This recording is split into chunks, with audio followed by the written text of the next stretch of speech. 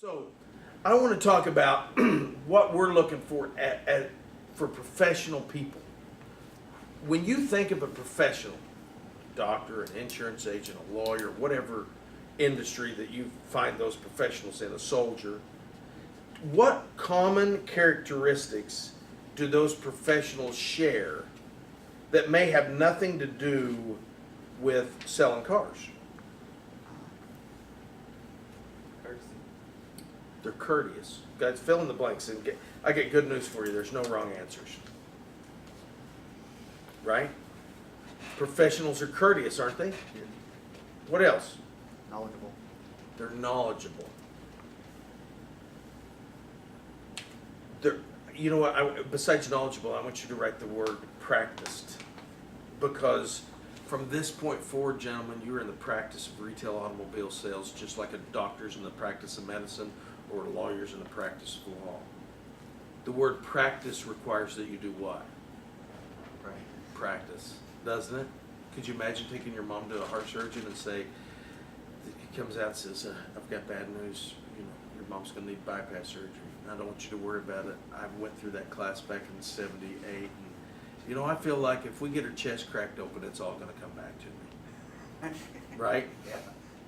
I want to make sure, I want the doctor that says, I've done this procedure 1,000 times in the last 3 years, and we've real good success at it.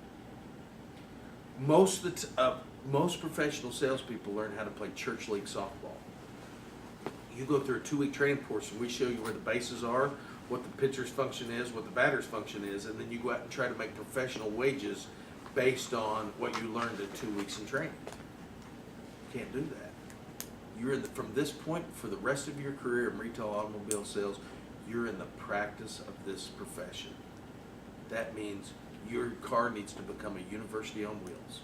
You need to make sure that instead of listening to Bob and Tom in the morning, you listen to these guys like I was listening to Jeffrey Gentmer, Paul Cummins, Andy Andrews, these people that can teach you how to become a better salesperson. You're going to waste 40 minutes anyway, driving to work and back, or however long it takes you to get to work and back. Why not get a college education in the process? Different closing techniques, different presentation techniques, different prospecting techniques. You need to be practiced. What other qualities does a professional have? Dedication. Dedication.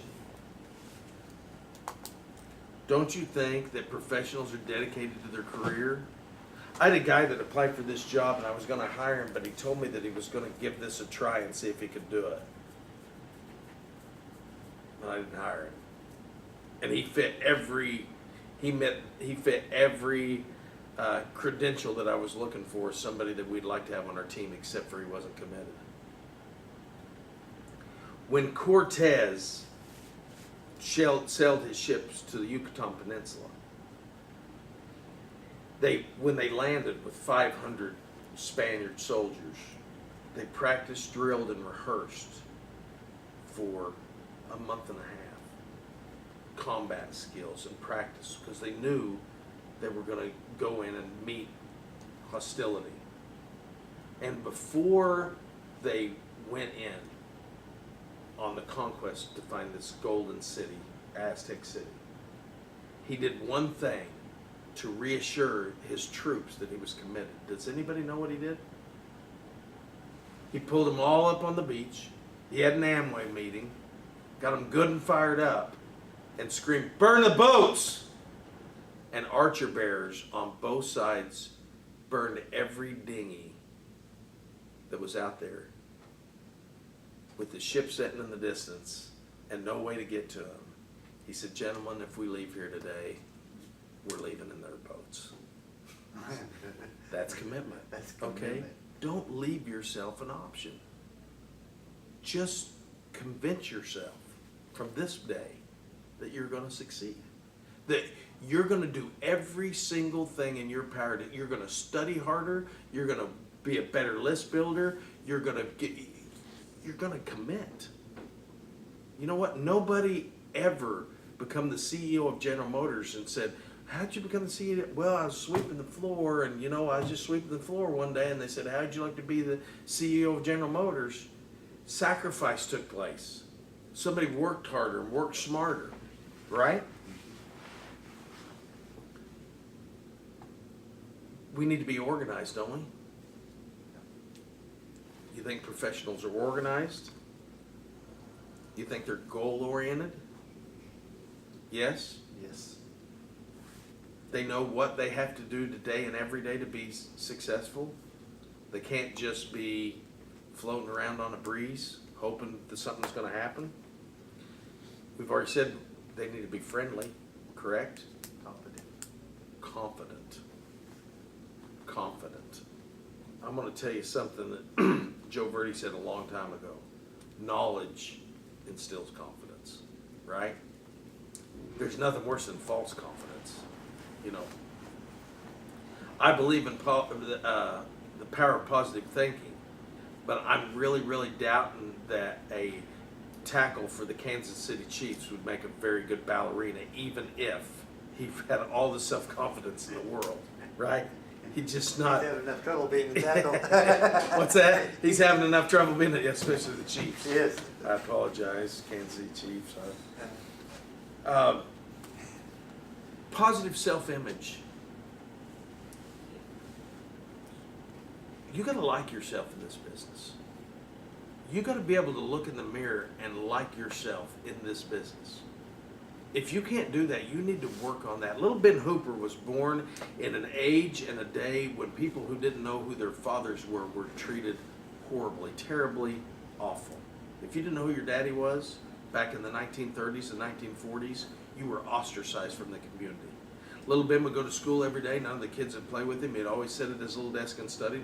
They teased him, threw rocks at him, called him the little bastard kid, and he could not socialize with anybody. One time when he was about 11 years old, he had heard about this new preacher that had come to town, and this preacher was young, and he was full of energy, and he was exciting, and Ben had heard that he was very accepting, and that he wasn't judgmental, so he would always sneak into church. He always came in late. He'd always leave early. Never wanted to attract any attention to himself. But for the first time in his whole life, it was like there was a sign behind the pulpit that says, "For you, little Ben Hooper, there's hope in your future." And he said, John Johnson said one time, the owner of Ebony and Jet magazine, "Where there's hope in the future, there's power in the present." I love that quote. But you know, Ben got so involved in a sermon one day that he was so excited, but he realized that the service was already over. And he didn't get to sneak out early. So he went to the left, and he couldn't get out. And he went to the right, and he couldn't get out. So he was trying to manual his way around, and all of a sudden he feels this big hand on his shoulder. And he spins around, and there's the face of that preacher. And that preacher looks down and asks the question that he had dreaded that preacher asked. "Hey, whose boy are you?" And he goes, "I could have melted right there in the floor of the church. I was so embarrassed, and it was like 100 people in the church just turned around and stared at me." And then the preacher smiled great big, and he goes, "Oh, I know whose child you are. I'm sorry, the family resistance is unmistakable. You are a child of God." And he said many years later, that was the day that I was elected the governor of the state of Tennessee. That was the day that I saw myself as something else than the little bastard boy. You have got to have a positive self-image. You cannot be dual-minded. You can't think bad about yourself, or you look in the mirror and say, "God, I'm so fat, and I'm not smart enough, and I'm not charismatic." You need to claim the qualities that you want to possess. And if we go down this list, and I'm going to say positive attitude, we've talked about that. Dedicated, we talked about that. Positive self-image, we talked about that. Practiced, we've talked about that. Great communicators, if you haven't written that down. You've got to learn how to be a great communicator, because your role as a professional salesperson is to communicate highly technical information in a way that your guest or customer is going to understand that information. Okay? You have to have a professional appearance. You got to show up every day. If you walk into the doctor's office and the guy's got jean shorts on, an untucked t-shirt, and a little booze on his breath, you probably don't want him to check out that little spot that's showed up on your back that might be malignant. You've got to be friendly, you've got to be focused, you've got to be goal-oriented, you've got to be all those things. And if you're not, Here's the good news. You need to stand in front of a mirror and start claiming those things. The Bible says the fruit of your mouth satisfies your stomach. You ever heard that expression before? What that means is you become who you tell yourself you are all the time. You're speaking, the fruit of your mouth satisfies your stomach means that you're speaking truth to yourself all the time. And you can claim that I am educated, honest, goal-oriented, I'm friendly, I have a great self-image, I'm an excellent communicator. You've got to claim it until it becomes who you are. Or you can say, golly, I'm kind of lazy and I lack motivation and I sure stand to lose. And that's who you become. Right? That's what professionalism is. So, if that's what a professional is, what's a professional salesperson? What specific skills does a professional salesperson have to have that's apart from or in addition to what every professional has to be? Well, number one, it says on your deal there, is you need to have great product knowledge, right? Number one. Don't you?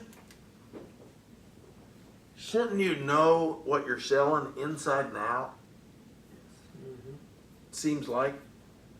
Number two, you need to probably have excellent presentation skills.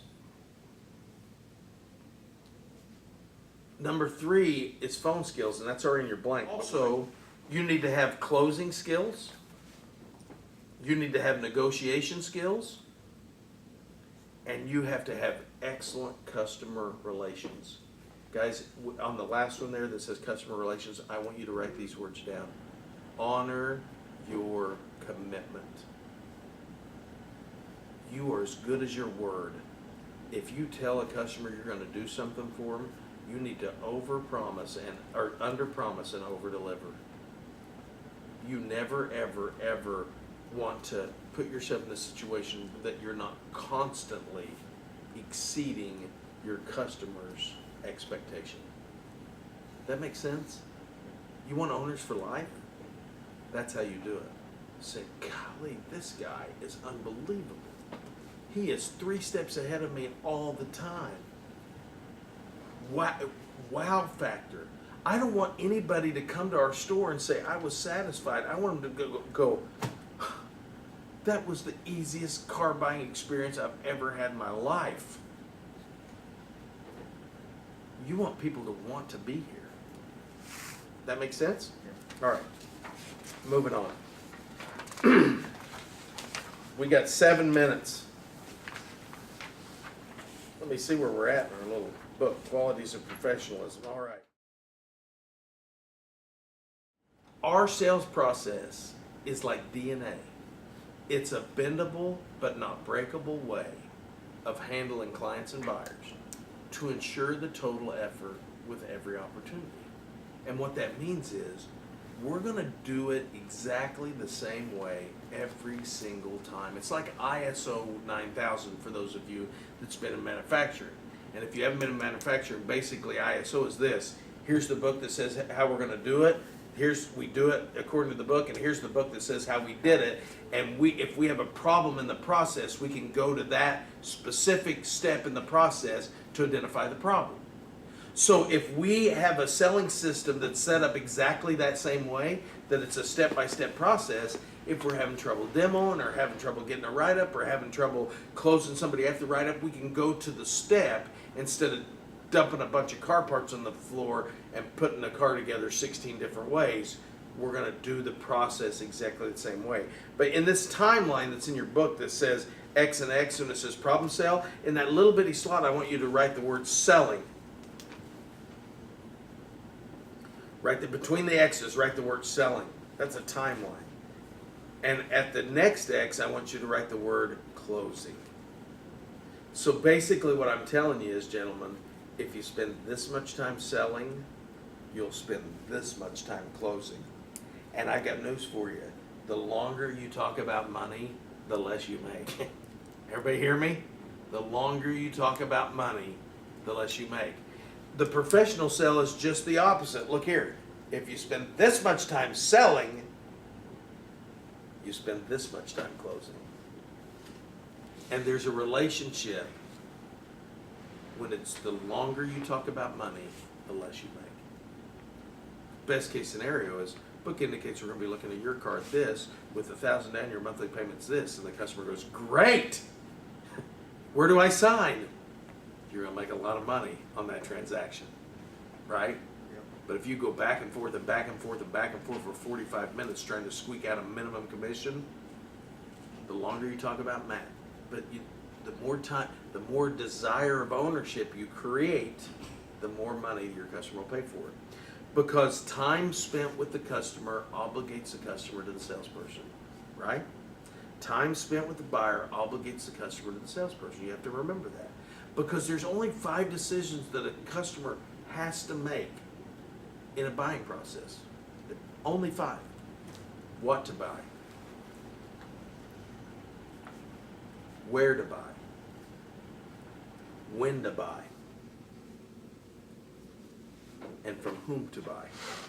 That's the first 4. Here's the good news. If they're standing in your parking lot, are you in the running of those first 4 buying decisions?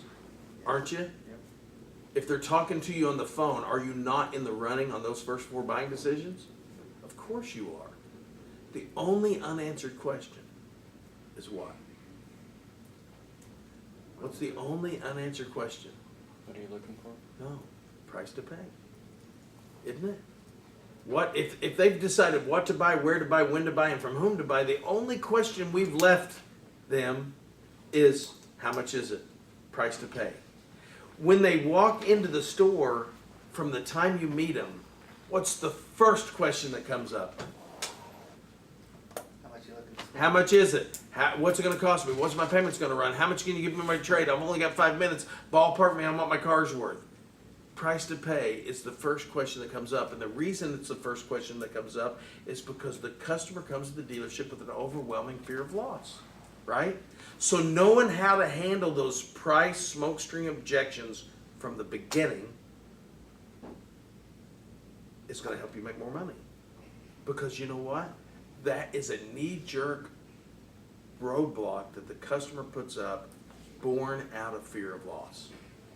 And if I know that's going to come up every single time without fail, no exception, I want about 17 ways to answer that question, build a bridge, and ask another control question. You have got to get something into their email box and get something into their mailbox so they remember, because I read a lot of stuff on Facebook. You know, I watch cats play with balls of yarn and watched, bad autocorrect. It needs to be something different and legitimate, right? Because people they read Facebook casually. My daughter's 13 years old. She's got an iPod in front of her, iPhone right here, watching television all at the same time. I don't know how she retains anything. And that's, you need something in their inbox or their mailbox so that they know because the worst thing to do is your buddy coming up, hey Kenny, what are you doing? I'm selling cars, man. Well, we just bought a Camry. I wish I'd have known you'd worked here. I'd have hollered at you. You don't think that happens? Then Kenny holds a sales meeting. Hey guys, come here. That guy sold the car right out from under. That's one of my best friends, and he sold the car. I hope you're only talking to the mirror, because that's who you should be mad at, right? The average closing ratio on a new business contact, or what I say comes out of our circle of influence, is 30%. If you're sending out letters, if you're making phone calls to your circle of influence, and you get one of those people in the dealership, you got a 30% shot to close that customer, sell that customer a car. Now, if you draw a line from, like one of these little lines from repeat owner to new business like that, not including fresh up, you'd say you need to write good, and then where it says fresh up, you need to write bad. See that? Because your sources of business, the best sources of business, are someone other than some person that just walked in the door. 30 days from now, I'm going to ask you this question. How many opportunities did you have this month? What source of business did they come from? And are you working the most productive group of people? That's the question that you have to ask yourself at the end of every single month, right? I'm gonna let you be my guinea pig. If I say to this customer, welcome to Frank Fletcher Toyota, I'm Jim, and you are? Where'd my head go? His eye. No, it did it first, and then what I do? Turn so you I can cocked it so I could hear him, right? So I'm gonna do that again. I'm gonna say, welcome to Frank Fletcher Toyota, I'm Jim, and you are? Lucas. Now, this is a firm handshake, okay? I call this the John Lopez handshake, where he's trying to break your arm, you know. It's a firm handshake. I didn't shake his hand like this. Here. Hey, you like that? You like that handshake? Two-handed shaker, by the way. You can be. I'm a two-hand. But my greeting, it's always going to be, welcome to Frank Fletcher Toyota. I'm Jim, and you are. And I'm going to tilt my head. I'm going to introduce myself and tilt my head. The only question he gets to answer in my initial greeting is what? His name. His name. That's a greeting. Number two is, you've got to respect, this is it. Do this. Okay? Have I ever met you before today other than our interview? Okay? This is as close as we get to get. I've got to respect comfort zone. Okay? And until you're intimate with somebody and they become your friend, we're all good right here, right? Yep. I had a guy who used to work for me, stay here. I had a guy that used to work for me named Joe Wazanik. Joe was a portly, middle-aged, happiest guy I ever met my whole life that had no concept of comfort zones. And he worked at our Honda store for Roper for many, many years. And his greeting was like this. Hey, welcome to Roper Honda. I'm Joe. What's your name? No kidding. Yeah. Hand in the small of his back, just hugged up. Good to see you. You know, and I'm going to tell you, if you've never met a guy before, he starts talking to you this close, and so you get, right? Yeah. Okay, sit down. So, when I told you I leave nothing to chance in these meetings, I'm going to teach you how to shake hands. I'm telling you right now, a firm handshake, a warm smile, and a word of welcome. Okay? Welcome to Frank Fletcher Toyota. I'm Jim Adams, and you are, and I'm going to tilt my, I can't even say it without tilting my head. And tilt my head, and I'm going to get their name. Now, people love pictures of themselves. They'll pretend like they don't. But if you show them a group photo, the first photo they're going to look at is themselves.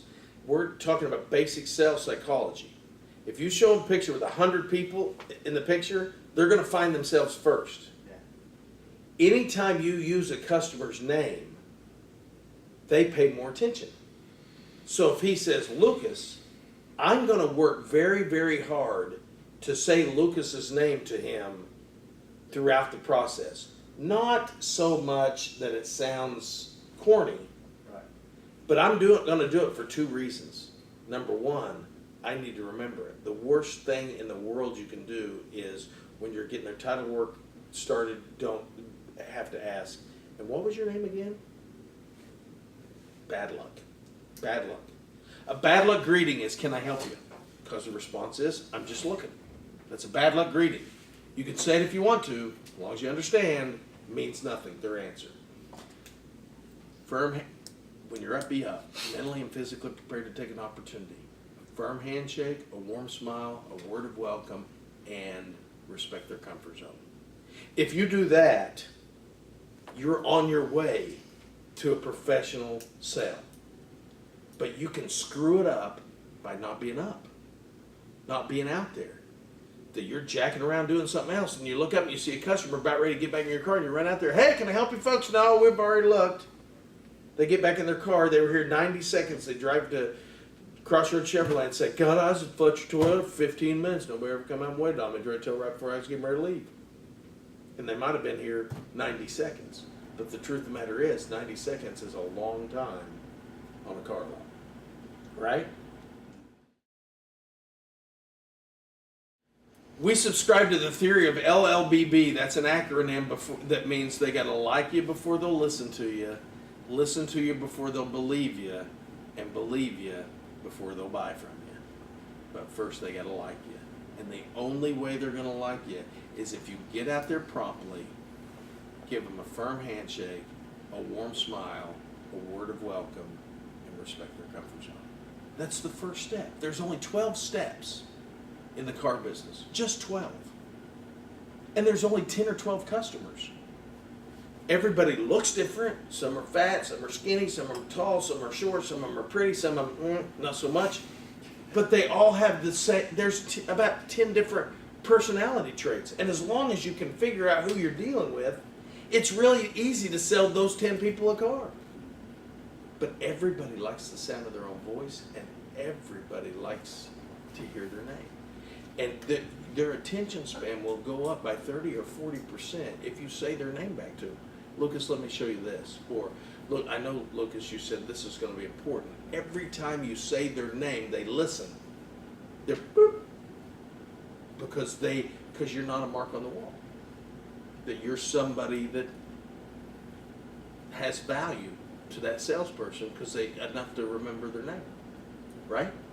That's why I ask you guys over and over and over and over. I've got Kyle, I've got Lucas, I've got Russ, I've got Kenny, and I'm still, tell me, Paul. Just like my Uncle Paul. Just like my Uncle Paul Adams. Okay, gotcha. See, and God, we've only been at half a day. 3 weeks from now, you won't want me to know your name. All right, step one. How many of you feel like you could do step one with a little practice? Easy enough, isn't it? This is where it starts to get difficult. Step two is called the professional investigation. Okay?